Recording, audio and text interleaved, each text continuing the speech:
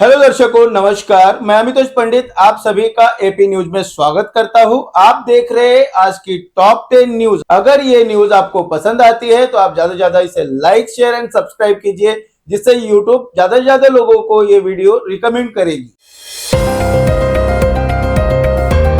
भिवंडी के पिंपलास इलाके में उस वक्त हड़कंप मच गया जब यवतमाल जिले के ईसापूर्व निवासी सामाजिक कार्यकर्ता श्याम मारुति गायकवाड़ आरटीआई के तहत मांगी गई जानकारी नहीं मिलने से नाराज होकर भिवंडी कल्याण रोड स्थित पिंपरा गांव के पास बीएसएनएल टावर पर चढ़ गए और आंदोलन शुरू कर दिया।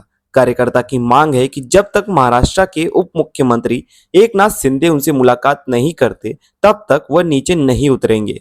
घटना की जानकारी मिलते ही कोनगांव पुलिस, फायर ब्रिगेड और प्रशासन की टीम मौके पर पहुंची और उन्हें सुरक्षित नीचे उतारने की कोशिश शुरू कर दी गई। पुलिस अधिकारियों के मुताबिक श्याम गायकवाड़ इससे पहले भी कई बार इस तरह का आंदोलन कर चुके हैं। भिवंडी में कथित फर्जी जन्म और मृत्यु प्रमाण पत्र मामले को लेकर बड़ा बयान सामने आया है। जानकारी के मुताबिक तहसीलदार द्वारा करीब 400 जन्म प्रमाण पत्र और 400 से ज्यादा मृत्यु प्रमाण पत्र रद्द करने के आदेश दिए गए हैं। वहीं महानगर पालिका आयुक्त के सामने विधायक महेश चौगुले ने भी माना कि 1500 से ज्यादा जन्म प्रमाण पत्र गैर कानूनी तरीके से जारी किए गए। मामले की जांच के लिए फैक्ट फाइंडिंग कमेटी बनाने की बात कही गई। इसी दौरान बकरी ईद पर सोसाइटी में कुर्बानी को लेकर भी बयान दिया गया, जिसमें कहा गया कि मुंबई में इसके लिए अलग मार्केट और व्यवस्था मौजूद है, इसलिए हाउसिंग सोसाइटी में कुर्बानी उचित नहीं है और कानून व्यवस्था बिगाड़ने की कोशिश करने वालों पर कार्रवाई की जाएगी। भिवंडी के वार्ड नंबर 16 में आखिरकार 15 साल बाद टूटी सड़कों से राहत मिलने जा रही है। गोल्डन होटल से लेकर सुरेश पाटिल कार्यालय तक बनने वाली डामरीकरण सड़क का भूमि पूजन बड़े उत्साह के साथ किया गया। भिवंडी लोकसभा सांसद सुरेश मात्रे बाल्या मामा के निधि से बनने वाली इस सड़क का शुभारंभ उनके सुपुत्र सुमित मात्रे के नारियल फोड़कर किया। वर्षों से खराब सड़क ने परेशान नागरिक और व्यापारियों ने खुशी जताते हुए कहा कि अब इलाके की तस्वीर बदल जाएगी। इस दौरान पूर्व नगर सेवक सुरेश पाटिल, समाज सेवक मेहुल पाटिल और कई नगर नागरिक मौजूद रहे। लोगों ने आरोप लगाया कि पिछले 13 से 15 वर्षों में इलाके में विकास कार्य नहीं हुए, जबकि अब सांसद निधि से सड़क निर्माण होने पर लोगों को राहत की उम्मीद है।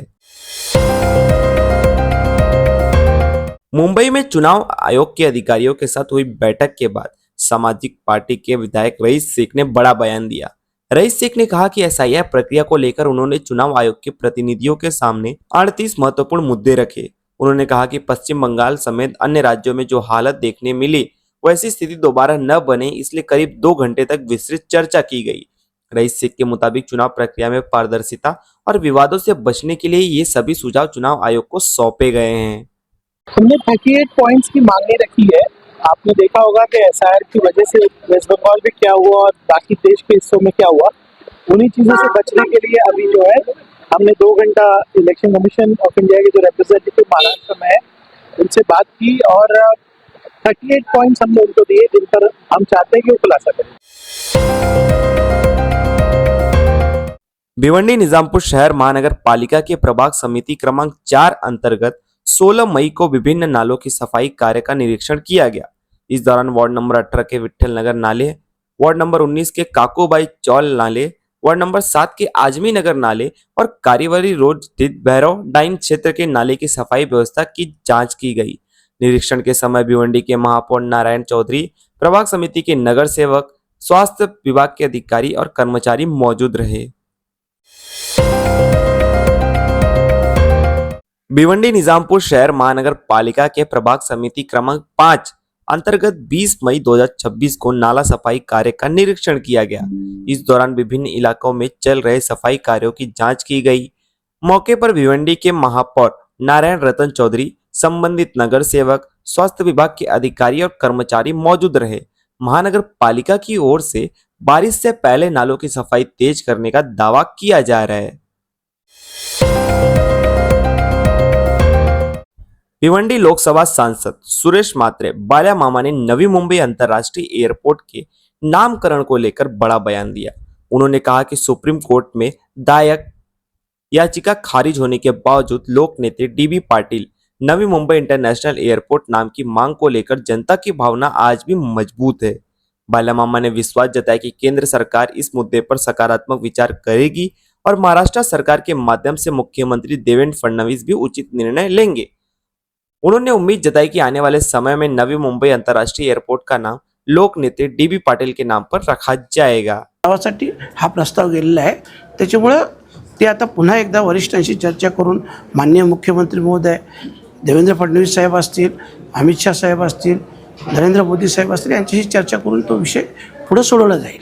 परंतु त्याच्यासाठी पॉझिटिव्हली चर्चा नायडू साहेबांशी झाली, मुख्यमंत्री महोदयांशी माझी 1-to-1 चर्चा झाली, त्याच्यासाठी पॉझिटिव्हली आहेत. बाला मामा की मौजूदगी में नवी मुंबई के सिडको प्रकल्पग्रस्त भूमिपुत्रों के विभिन्न लंबित मुद्दों को लेकर अहम बैठक आयोजित की गई।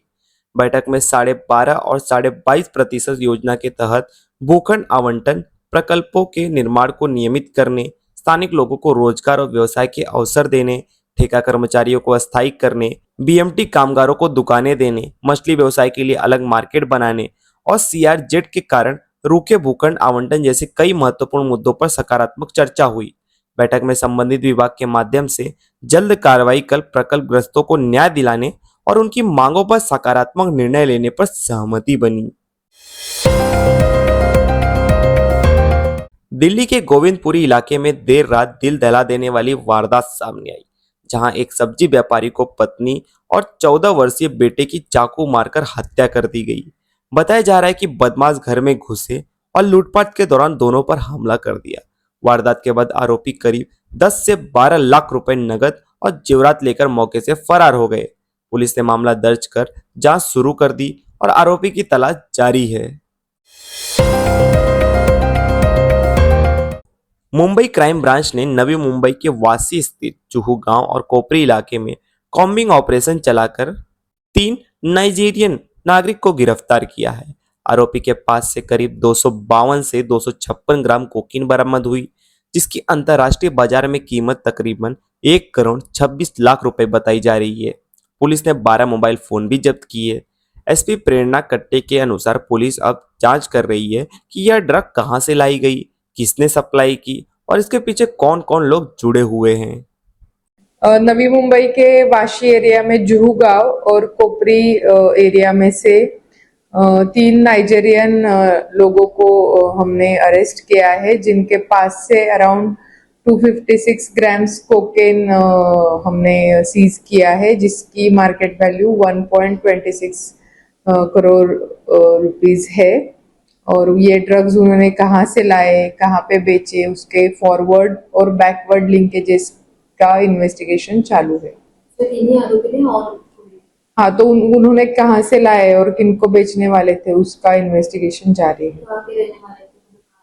वो अभी वाशी के जुहू गांव और कोपरी एरिया में रह रहे थे रेंट पे। बाकी उनके जो पासपोर्ट वीजा डिटेल्स है वो FRRO से कंफर्म कर रहे हैं हम। और भी जो लोग इसमें मतलब ये कड़ी में शामिल है उनके ऊपर भी फिर जांच हो रही है।